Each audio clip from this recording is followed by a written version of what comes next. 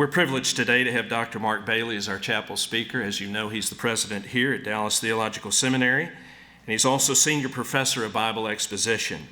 His love for people and his passion for the truth provide a unique leadership perspective for both the church and the classroom.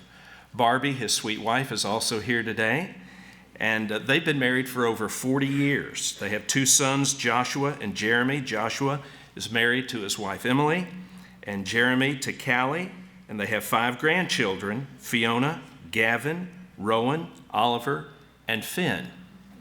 Amen? Amen. God bless you. Welcome with me, please, our president, Dr. Mark Bailey.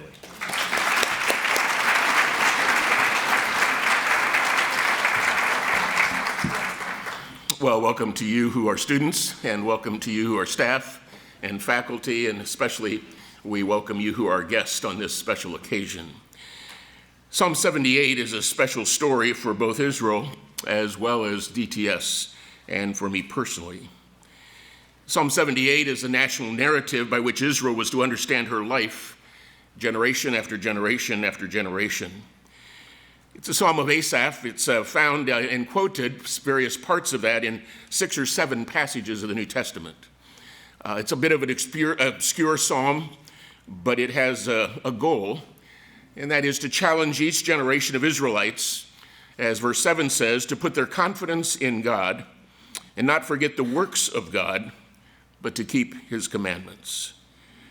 Parents were commanded to pass on to their children the history of God's great words and works, with the goal that each generation would not only live by them, but would pass them on to the next generation as well.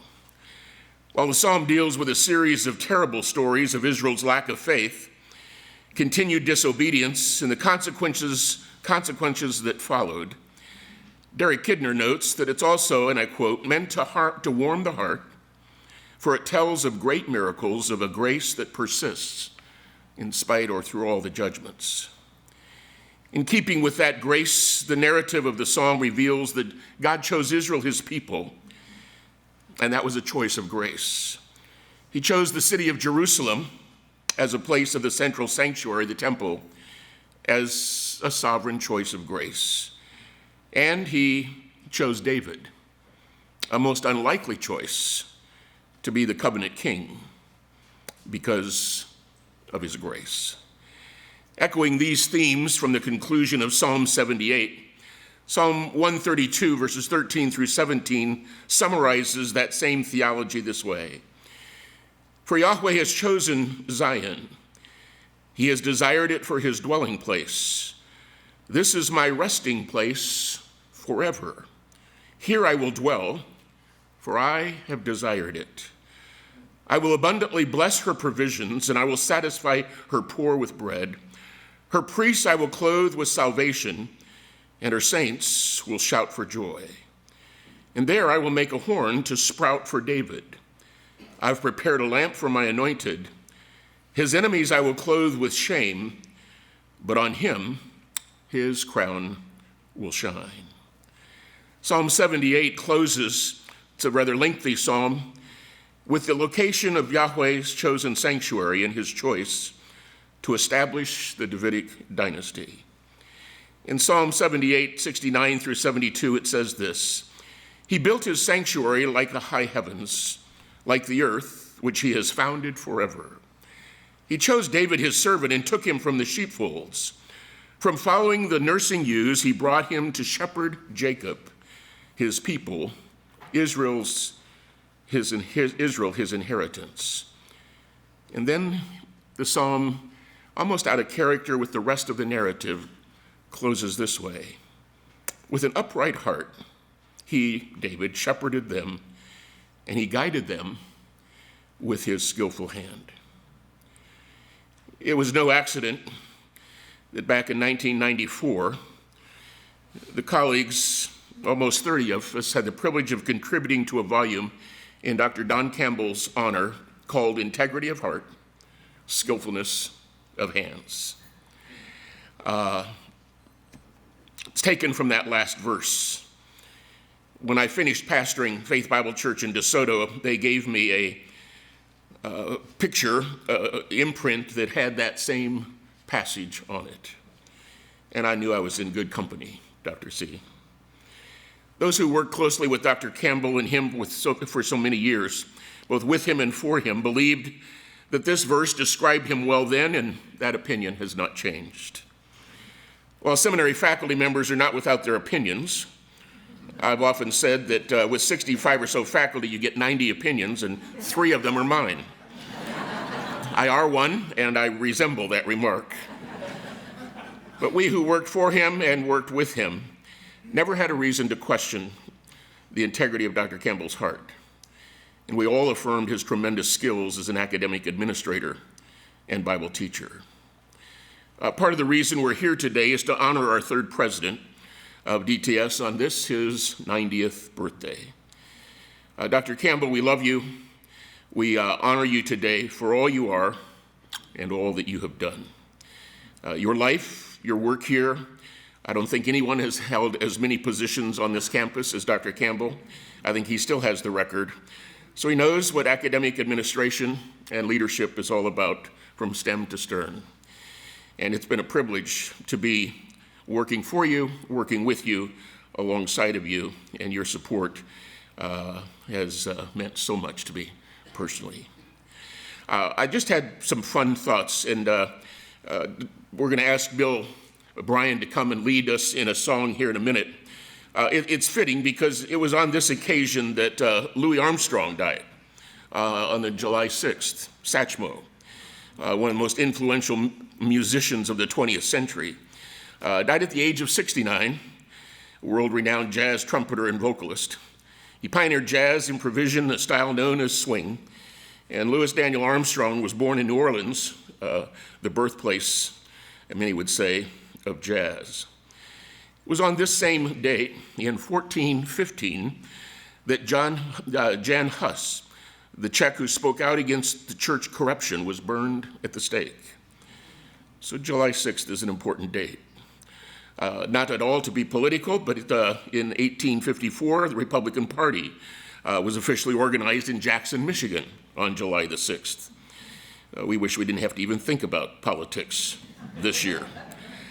Louis Pasteur, in 1885, gave the first successful anti-rabies inoculation.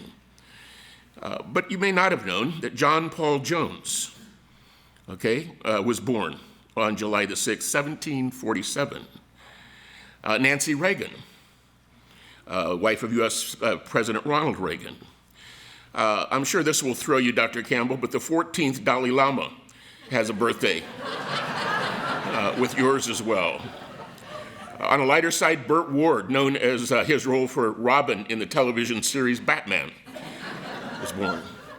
But Sylvester Stallone, of Rocky fame, shares your birthday, as does, amazingly, George W. Bush, our 43rd president of the United States. So you're in great company, from music to politics to doctors to politicians. You are in great company.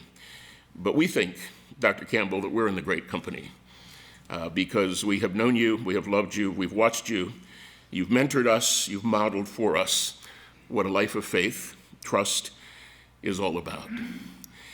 He held sort of the record of going through the worst depression of economics until 2008. And so I think my time rivals him with regard to that dip in the economy. But it's amazing, like a high schooler who goes away to college on that first year, it's amazing how much his parents learn in that first year that he is away. And as I came into academic leadership first and then as president, it's amazing to know how much my predecessors knew that I didn't know they knew before I got into my role. But Dr. Campbell has been a support, he's been an encouragement. As I said, he's been a model and he's been a friend. And I call him Chief. And we're here today to say thank you. In the theme of Psalm 78, the highs and lows of a narrative of Israel, the highs and lows not nearly as sordid as that psalm would have. Dallas Seminary has been faithful for 93 years now, going on 94 years. And But in the midst of all of that, God has stayed faithful with his word and his works. And the part that Dr. Campbell has played in the history of the seminary, well over half of its history, is remarkable and appreciated. Would you just join me for a moment before we go further and join me in saying thanks to Dr. Campbell for his life and leadership at DTS, would you?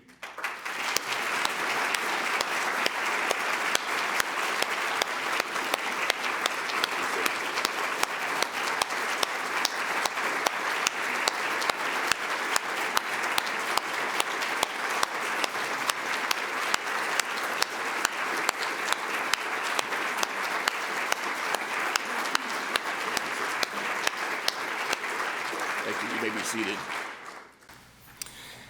As we look at our numbers for this next fall, we are ahead by over 100 applications, almost 150 applications ahead of where we were last year at this time. And this fall promises to be probably a record enrollment for us again. We just came through June 30, which is always a wild time for every president and advancement officer of the seminary, and God has met our needs again. And I told our faculty yesterday, we live up to the reputation of being nonprofit. We don't make profit. We don't try to make a profit. It's nip and tuck every year, and God surprises us, and every year is an adventure, and every year is different. But God has been faithful again to sustain us, and we look forward to our next academic year.